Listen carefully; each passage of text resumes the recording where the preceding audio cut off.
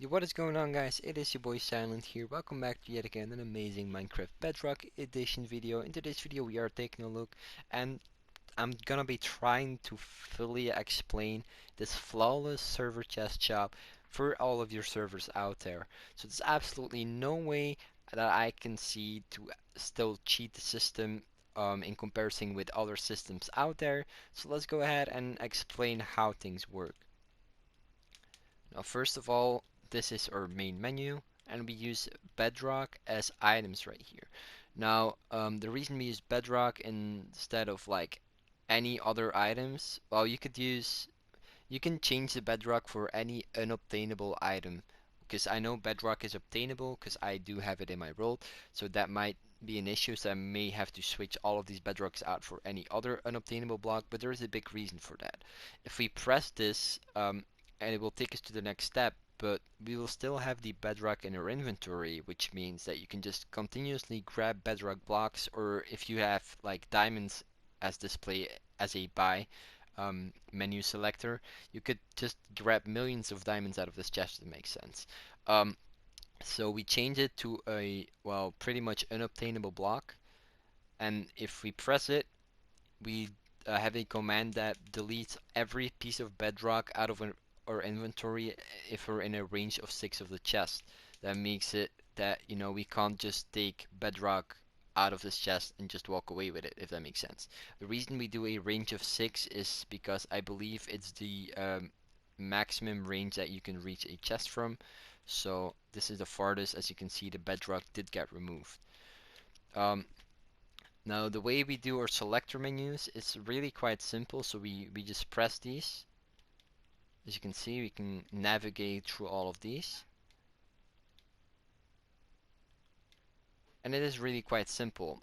Now the way we do that is essentially when I go to buy, I press buy, but the bedrock will be out of the chest, which means we end up with a chest with just this cell block inside of it, which is something we can detect. Now I don't know exactly which one it is. Yeah, it's this one right here. So if you press the buy, you'd end up with a chest that looks like this for a very split second. Um, and then this command compares this chest with that chest. And obviously if we press buy, they're identical. So we get an output through this comparator. And then we clone the next tab, the next navigation menu in place like this with just a simple clone command.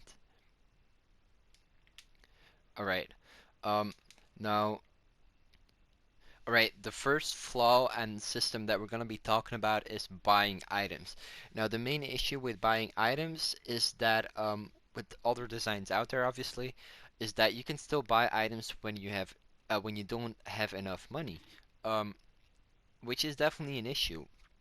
And there are ways to actually prevent that, but those ways come with other issues. I don't exactly remember because I've designed the buy system like a month ago, maybe a little longer even. Um, but I remember that it came with huge issues and it was not worth it using that exact buy system, so I completely redesigned and did my own. Um, so right now, if we don't have enough money, I have $30 right now. Let me think. I think this is definitely more than 30. Um, I press this, I cannot afford it, it will take me to a not enough money tab. And it's really simple actually how we do this. Now each one of these modules is a item, and as you can see there's two different types of modules, this one with chest, this one with just two command blocks. I will go ahead and explain that in just a second, but first we're gonna be talking about the not enough money part. Now these two command blocks are identical, these chests are identical. These are pretty much the same as our selector menus, so when we, press that block that used to be there, we're gonna have this chest and exactly the same over here because they're identical. Then we're gonna take an output in both of these comparators. Now when we do have enough money, it will be in the state as it is right now, and the signal will go through this line, this command block line. This one will remove our money. This one will clone the original um, chest back in place, this one right here back in place. That way you can just keep buying and buying and buying, and then this one will give you the actual item. Um, Now our money system that to detect whether we have enough money is really simple. We have a command that checks whether you have between 0 and 1 below the actual amount that you're paying for the actual item. So this costs 30, so we do 0 and 29. If it would cost 300, we do 0 and 299. That way, if we don't have enough money, if we have between that amount, it means that we don't have enough. So this piston will extend, and then, when we press the golden carrot, it will try to get a signal through, but the block will be right there. So it will go into this one, and this one will clone, I think, this chest with the not enough money in place. And that is the first part, 100% cheat proof. Now the second thing in our buying section that had a issue is having multiple players.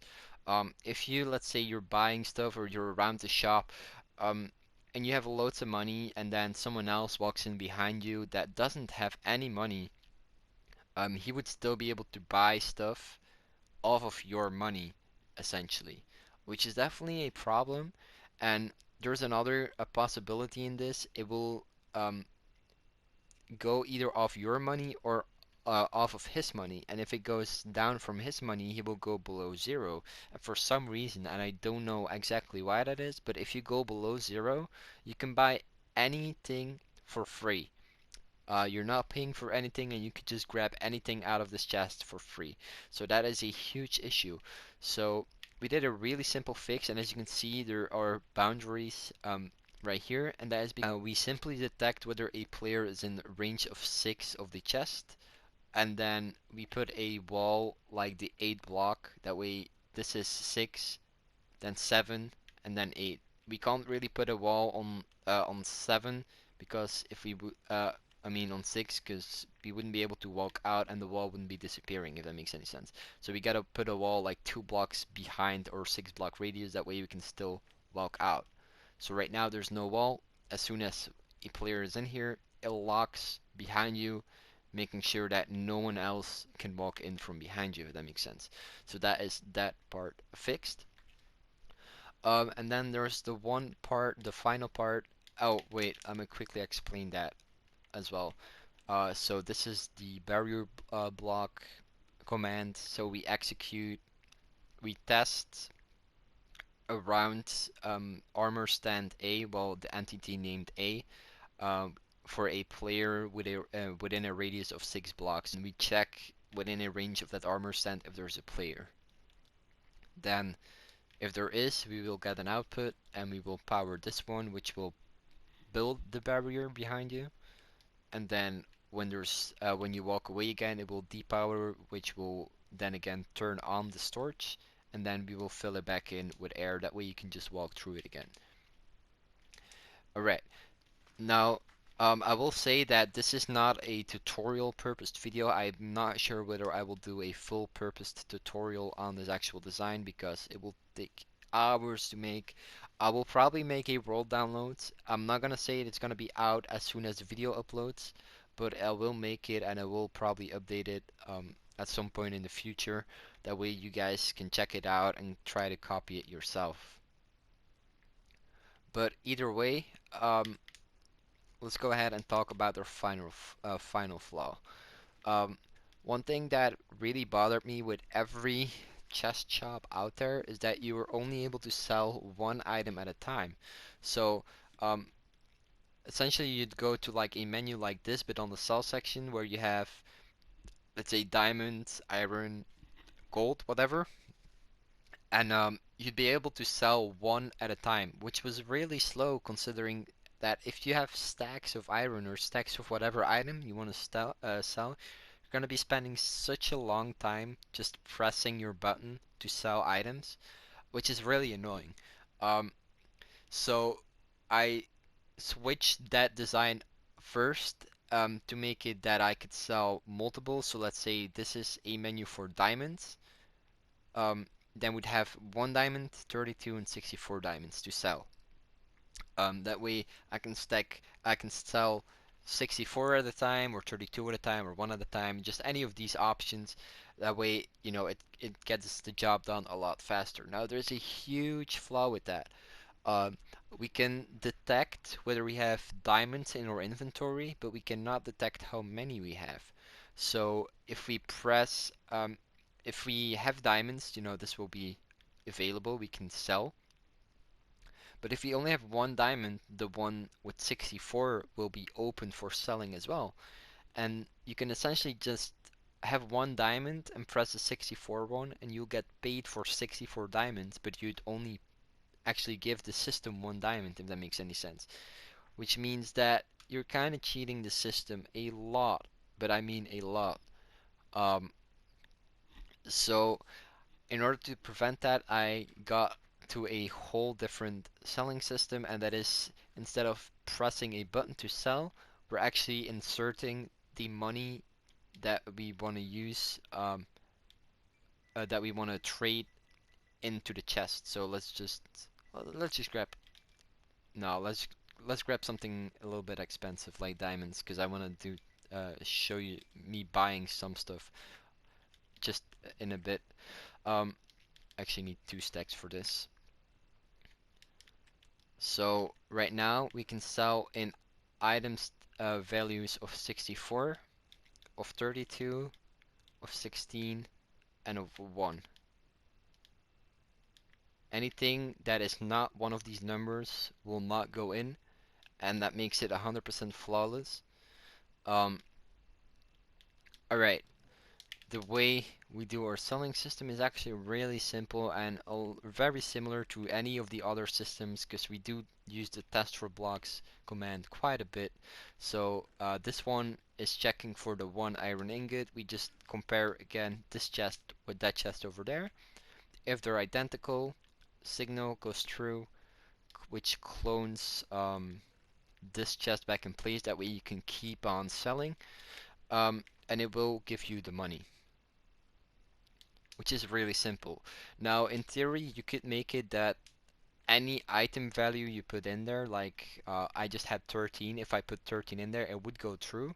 But that means that right now I have 4 different item values. If you want to have all the item values, that means between, you know, 1 and 64, you're gonna need 64 of these modules for every item you're selling. So I sell iron, diamond, gold, emerald, netherite.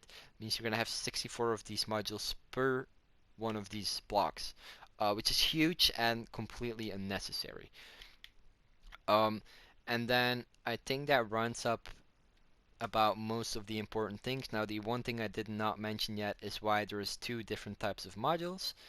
Um, Now there are items in here that you can buy as like that you people buy in bulk, and there's items that people just buy as a single item, like a weapon, a pickaxe, armor, and then you have like food that you would buy in bulk. Um, it's hard to give an item into a player's inventory that is enchanted. So let's say I want to buy an enchanted pickaxe. It's hard to say give blah blah blah enchanted pickaxe and then give all the exact enchants. It's really annoying to do and unnecessary as well. Um, so what we do is we're actually gonna go ahead and buy and see the difference, what happens between a item that we sell in bulk and items that we don't sell in bulk, like enchanted items. So let's say this, I want to buy loads of them. So if I press the buy, it will just stay on this menu and keep on giving them into my inventory. Now, I think this is one of these items that uh, is in bulk. And alright, my video kind of cut out right there. But if I press that the enchanted buy, then it will take me to a separate chest with just the item in it, and then I can just grab it out. And as soon as I grab it out, it will go back to the main menu. So let's do that with one of these weapons here. Let's buy a diamond sword. There we go. We go to a separate chest and we grab it out. See, because there's no need to buy these in bulk either way, so you're not gonna have to like press the button like we do here, like to keep on buying swords. I just bring it to a separate chest and grab it out, which makes it a lot more easier for me to build this thing. Um, and also for you guys to just not give in huge commands for each enchanted item that you're doing. Um, so all of the command blocks with two command blocks at the end are the ones that just you can just keep on buying. So like this one, it will give you the carrots and it will clone the menu back, the selector menu where you actually buy the carrots. And then you have this one where it will clone this chest in place. And then there is, I don't know which one it is, it's this one right here. We detect if that chest is empty, which happens obviously when we take out that item. And then we just clone our original menu back in place, if that makes sense. Um, so I do think we've covered about everything. I think we covered the wall behind us, the buying, the selling. Yeah, I think we pretty much covered everything. Why this is a flawless system that you guys can have on your guys' server. I hope you guys enjoyed today's video, and I hope to see you guys in the next one. It's your boy Silent, and I'm out. Have a wonderful day. Peace.